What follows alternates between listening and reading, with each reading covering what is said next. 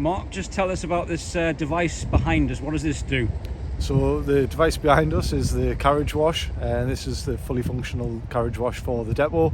So when trains return from service, they come through the carriage wash before they are stabled, and they'll be cleaned, ready to go back out the next day.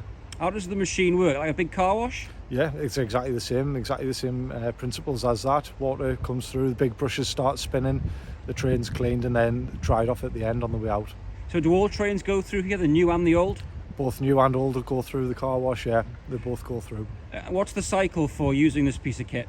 The trains will go through approximately every 7 days as a minimum really, and that's based on the rotation of service requirement and the stabling capacity on the depot as well.